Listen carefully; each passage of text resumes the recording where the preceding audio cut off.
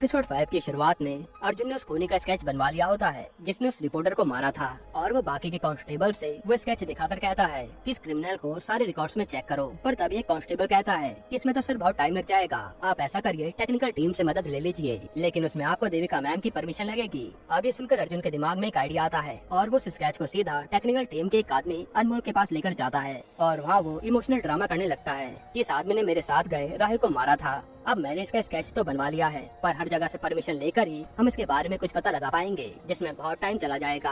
काश हम इसका पता जल्दी लगा पाते। तब वो जूनियर अर्जुन की बातों में आ जाता है कि मैं राहुल सर के कातिल का पता लगाऊंगा ना, और वो स्केच को लेकर सारे रिकॉर्ड से मिलाने लगता है। फिर थोड़ी देर बाद अनमोल बाहर आता है और बताता है कि सारे रिकॉर्ड चेक कर लिए हैं, पर कोई भी इस स्केच से मैच नहीं हुआ। फिर अनमोल कहता है कि इस स्केच वाले आदमी को पकड़ने के लिए आपको किसी अच्छे इन्फॉर्मर की मदद लेनी चाहिए, जिस पर अर्जुन सोच में पड़ जाता है। इसके बाद अर्जुन वहाँ से सीधा किकी को फोन लगाता है और उसे कहता है कि मैं एक स्केच भेज रहा हूँ, उस आदमी को ढूंढने में मेरी मदद कर। वहीं हम देखते हैं कि अर्जुन की बातें उस बग के जरिए आरिफ खान सुन रहा होता है। इधर अर्जुन किकी को बताता है कि ये स्केच वाला इंसान वही है जिसने आनंद मिश्रा का मर्डर किया था, जो सुनकर आरिफ भी चौंक जाता है। तभी आरिफ का साथी कहता है कि क्यों न हम इस रिकॉर्डिंग की मदद से इसे पकड़ लें, जिस पर आरिफ कहता है कि हम ऐसा नहीं कर सकते, क्योंकि फिर मुझे ये कबूल करना पड़ेगा कि मैंने पुलिस वाले के घर पर ये बग लगाया हुआ था। हालांकि ये लोग जान नहीं पाते कि ये करण नहीं बल्कि अर्जुन ही है। इसके बाद हम जेल में कस्बे और उसके साथियों को देखते हैं जो काफी खुशी से नाच रहे थे, क्योंकि कस्बे का भांजा राघव जेल से छूटा आया था। तभी कस्बे पर डेविड का फोन आता है जो उसे सुनाने लगता है कि मेरा 20 करोड़ एडवांस लग चुका है और तेरा भांजा आधा माल पुलिस को सौंप आया है।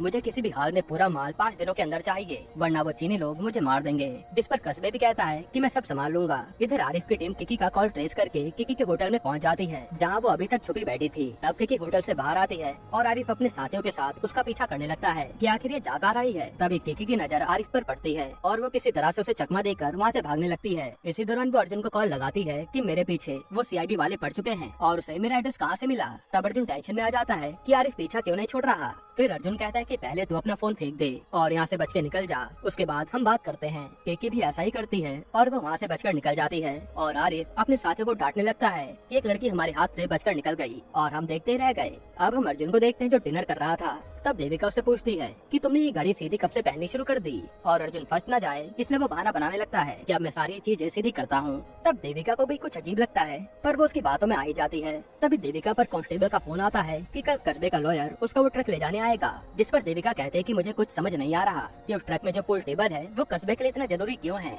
ये सुनकर अर्जुन भी सोच में पड़ जाता है। अब अगली सुबह अर्जुन अनमोल से सेम कस्बे के जैसा ट्रक मंगवाता है और फिर सीधा उस ट्रक को वेयर हाउस ले आता है जहाँ कस्बे का ट्रक सीज था। यहाँ वो पुलिस वालों को बताता है कि इस ट्रक को मैंने सीज किया है, इसलिए इसकी एंट्री कर दो। अब जैसे वो ट्रक अंदर आता है तो अर्जुन एक आदमी से कहकर पूरे गोडाउन में धुआं करवा देता है और मौका मिलते ही वहाँ से कस्बे की ट्रक की चाबी चुरा लेता है। फिर ये लोग उसी धुएं में ट्रक्स के नंबर प्लेट बदलते हैं और अर्जुन बहाना बनाता है कि अरे मेरे पास ऊपर से ऑर्डर आए हैं कि जो ट्रक मैंने अभी अभी पकड़ा है उसे छोड़ना होगा। इसी बहाने से ये लोग अपने ट्रक वहाँ छोड़कर कस्बे का ट्रक उठा ले जाते हैं और किसी को पता नहीं चल पाता। अब जब कस्बे के लोग ट्रक लेने आते हैं तो पता चलता है कि ट्रक में तो माल है ही नहीं, जो देखकर सबके होश उड़ जाते हैं। वहीं अर्जुन अनमोल और एक आदमी के साथ मिलकर वो ट्रक एक जगह छुपा देता है। इसके बाद जैसे ये खबर कस्बे को पता चलती है कि माल गायब है, वो सबको गालियाँ सुनाने लगता है कि वो माल मुझे चाहिए। फिर वो ये काम सीधा बाला को करने को कहता है कि वो कंसाइनमेंट मुझे कैसे भी ला कर दे। तब राघव कहता है कि ये तो अभी उस आनंद मिश्रा को मारकर फरार है, लेकिन बाला कहता है कि मैं ये काम भी संभाल लूंगा, मुझे कोई भी नहीं पहचान पाएगा।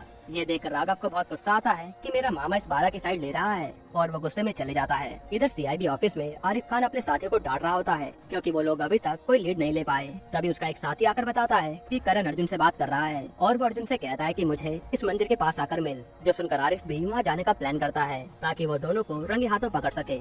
यहीं पर एपिसोड